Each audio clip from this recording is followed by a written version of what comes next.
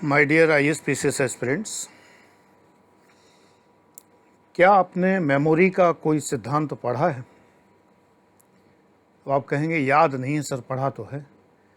इसका मतलब नहीं पढ़ा है।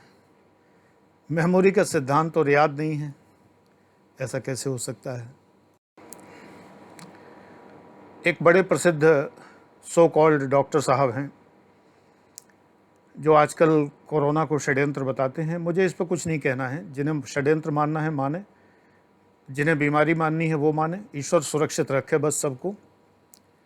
उन्होंने कभी मेमोरी भी सिखाई थी, हाउ टू इंक्रीज मेमोरी, उनकी एक पुस्तक भी थी। मेरे क्लास में पढ़ने वाले 2 बच्चों ने वो क्लास ज्वाइन भी किया था दिल्ली में, और वो आकर संविधान के आर्टिकल याद कर करके सुनाया करते थे।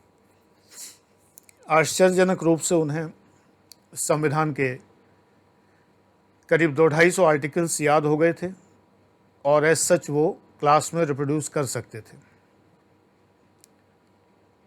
लेकिन जो तरीका बताया गया था संविधान के इन आर्टिकल्स को याद करने का, जैसे 20 को याद करने के लिए आंटी याद करना है, 16 को याद करने के लिए स्वीट 16 याद करना है, ऐसे कई पैरेलल पाथ बताए गए थे। कोई घटना अगर 1857 की है तो 18 को कुछ और याद करना है, 57 को कुछ और याद करना है।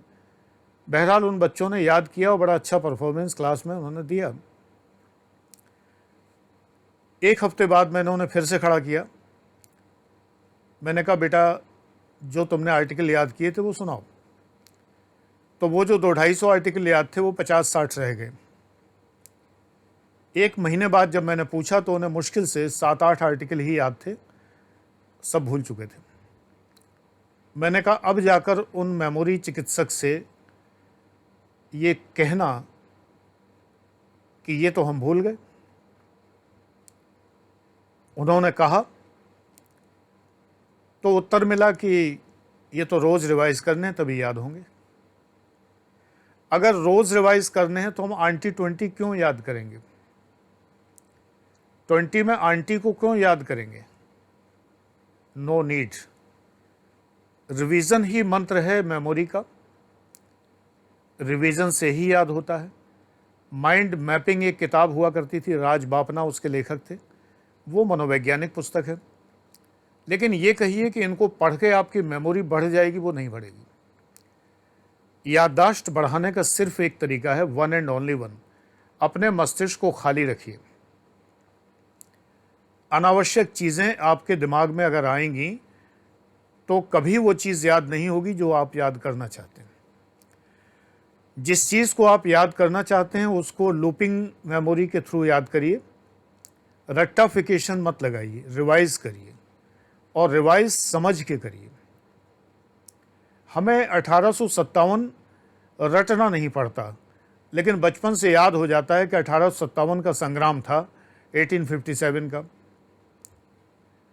बहुत सारी चीज़ें हमारे माइंड में खूंटे गाड़ती हैं, नेल, वो जल्दी याद हो जाती हैं। हर व्यक्ति को कुछ संख्याएं बड़ी प्रिय होती हैं। जैसे हमारे यहाँ हिंदुओं में सैकड़ों या 50 बोलते हैं, मुस्लिम में 40 का विशेष महत्व है, तो 40 होता है। नेचुरली हर एक परिवेश में, हर माहौल में एक संख्या विशेष अर्थ रखती है। हमारे जीवन में भी कुछ संख्याएं विशेष अर्थ रखती हैं, जैसे कि हमारा जन्मदिन, या आपको अगर याद हो तो हम आपके पिता का जन्मदिन, उनके जन्म का वर्ष। मैंने इतिहास की तमाम घटनाएं अपने जन्म के वर्ष और पिता के जन्म के वर्ष या माता के जन्म के वर्ष से एसोसिएट करके याद की थी। मैंने जिस साल हाई स्कूल किया उसके 100 साल पहले गांधी जी पैदा हो चुके थे। ये स्वाभाविक है। जब हम 1869 पढ़ेंगे तो मुझे अपना 1969 याद आएगा। अगर हम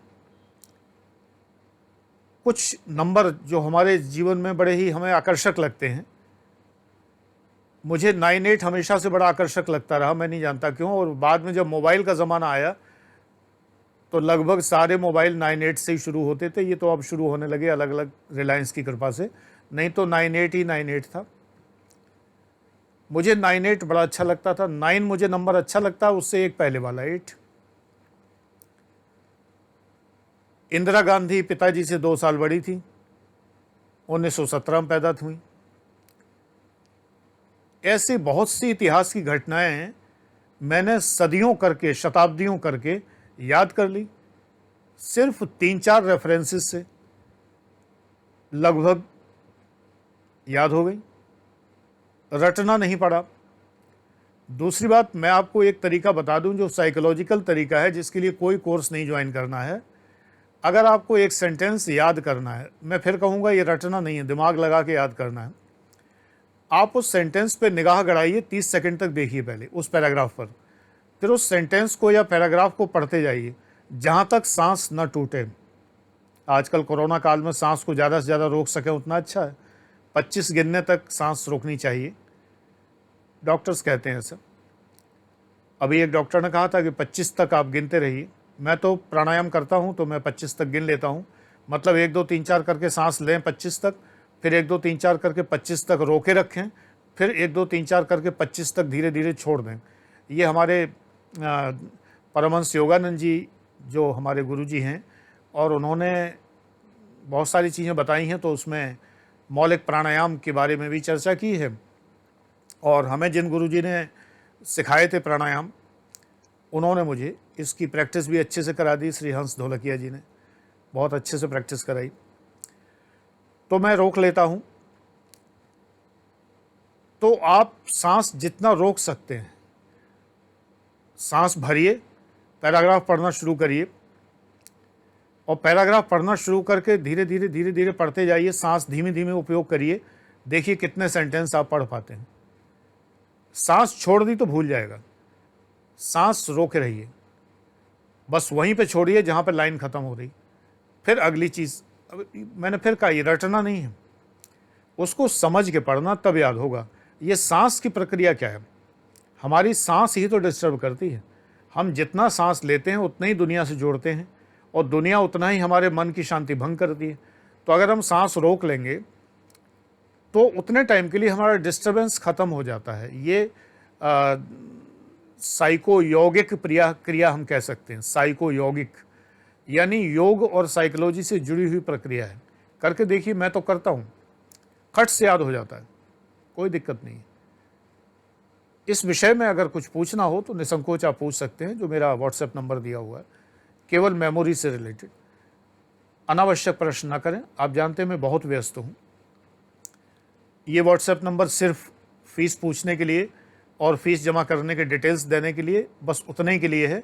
जब एडमिशन हो जाता है तो अलग व्हाट्सएप नंबर मिलता है, उस पर मैं एक निश्चित समय में बैठता हूँ बिना डिस्टर्बेंस के, और बच्चों को पूरे मन से ऑडियो में रिप्लाई करता हूँ, लिख के ऑडियो में सब तरह से रिप्लाई करता हूँ।